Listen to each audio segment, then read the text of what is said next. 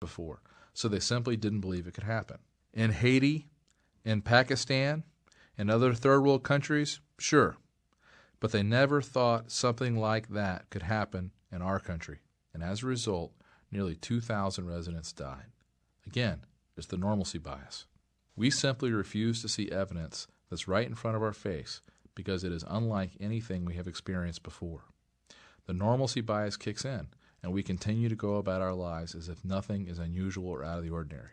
Well, we're seeing the same thing happen in the United States right now.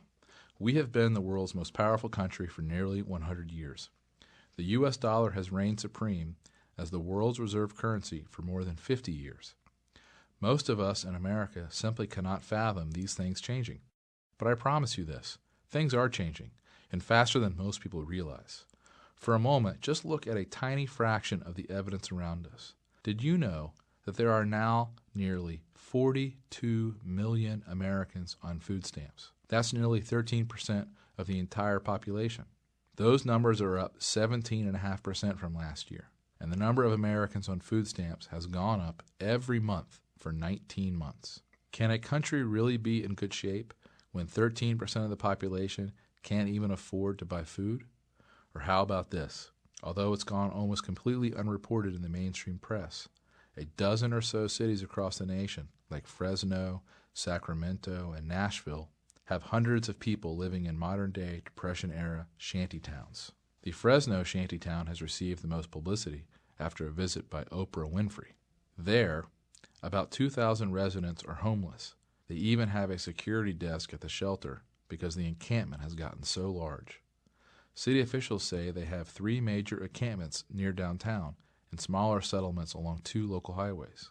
Also, according to a recent article on MSN Money, about 43% of American families spend more than they earn each year. Look at this chart. It's unbelievable. The average household carries $8,000 in credit card debt, and personal bankruptcies have doubled in the past decade. How in the world can we possibly spend our way out of the current crisis? We certainly can't do it with savings. The only answer is to print more money, which will hasten the fall of the U.S. dollar as the world's reserve currency. There's simply no one better at bending statistics than the U.S. government. Take the unemployment rate, for example.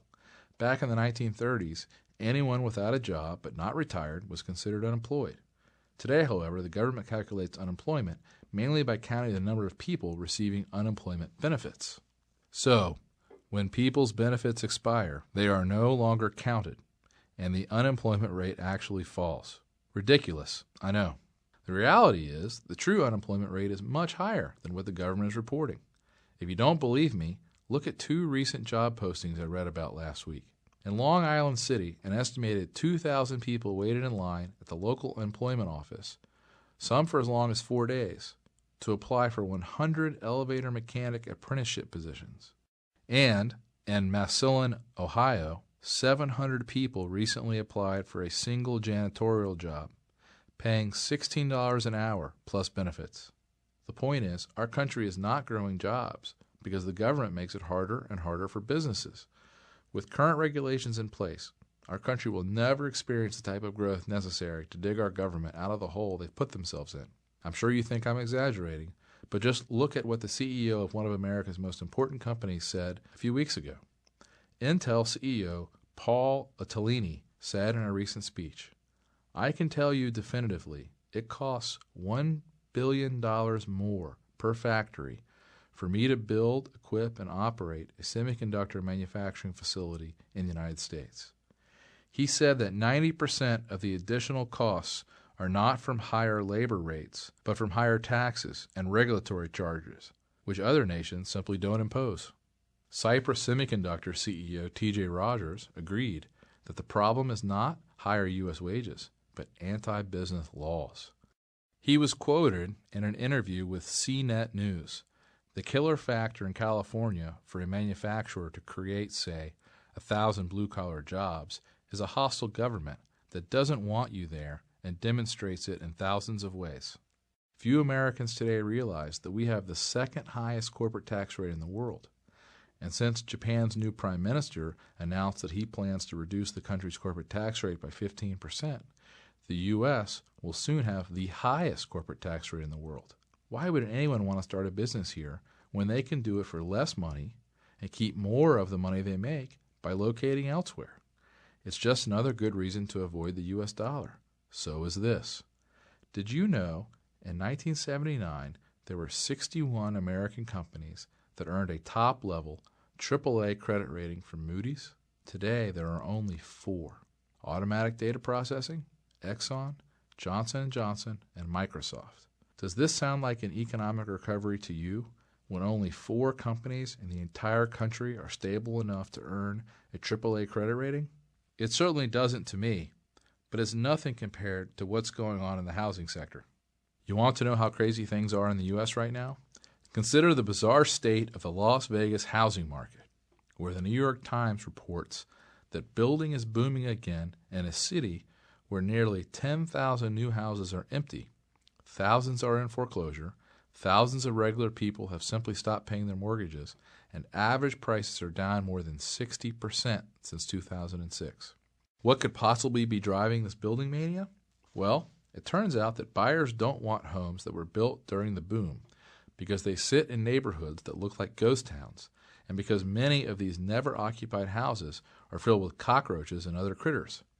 So local builders are doing the worst possible thing they could be doing in Las Vegas right now. They're building more homes.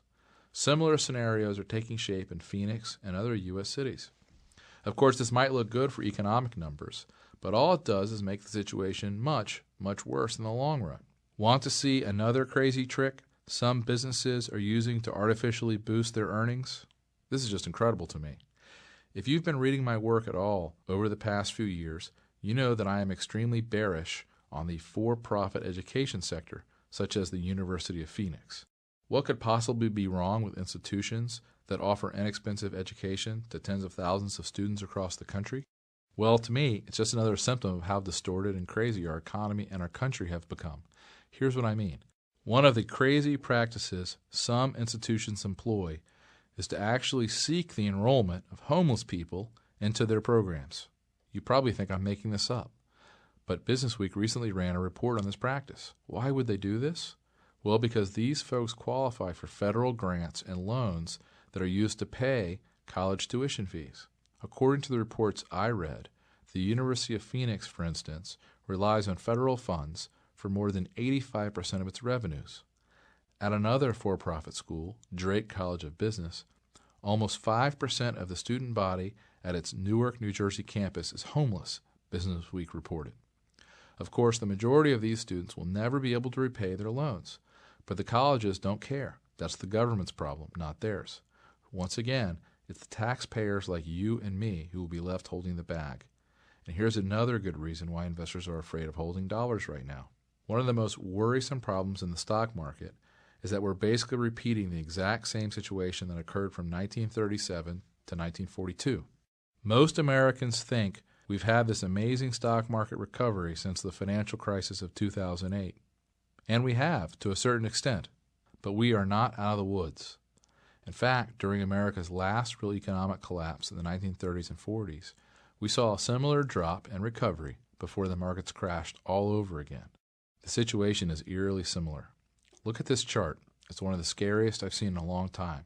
It shows an overlay of what happened to the stock market in 1937 compared to 2008. In both situations, we saw big crashes of about the exact same magnitude, and then a big recovery, again, of about the same size. But what will happen next? Well, if history is any guide, we could well have another big leg down in the stock market. That's exactly what happened 70 years ago. And with all the problems left unresolved in our economy today, it could certainly happen again, especially if the U.S. dollar loses its reserve status. As the Wall Street Journal reported, over the last year, the stock market has followed a path eerily similar to 1937. First, a strong, rapid run to a recovery high, same pace, same magnitude. Then a correction, again the same. Will we continue on the path that led to the correction of 37 into a collapse in 38? The point is, the cards are seriously stacked against us. This looming currency crisis is inevitable. Almost every state in the country is on the verge of bankruptcy. We have borrowed an impossible amount of money, which we will never be able to pay back. Our economy is an absolute mess. Taxes are sky high already, and will certainly go much higher over the next few years. And nearly all of the world's major financial players are preparing for an alternative to the U.S. dollar as the world's reserve currency. To me, it is so obvious that we are about to experience a serious currency crisis that I can't believe people can deny this reality with a straight face. Again, if you don't believe a currency crisis is coming, just take another look at the price of gold and silver compared to the U.S. dollar over the past decade. It's obvious that smart investors want to hold gold and silver, not U.S. dollars. Anyone with any sense or basic understanding of economics can tell the U.S. dollar is doomed, and it's going to have major repercussions, which the average American has not yet even considered. So, what can you do? Well, I've done a lot of research on this, and have found that there are a surprising number of simple things you can do to not only protect what you've currently got, but also to potentially make quite a bit of money as this currency crisis unfolds. So what should you do to protect and possibly even grow your wealth in the next few years? Well, there's a series of pretty simple financial moves I believe you should begin making immediately. And here's something I want you to keep in mind. I'm really only going to talk about your finances here. As far as protecting your family, well, it depends on your circumstances. If you live in an urban area, I recommend making sure you've got somewhere you can go in case there are riots or food and water shortages. I think there's a very good chance we'll see that in the next 2 years. Wherever you're going to wait out the chaos, I recommend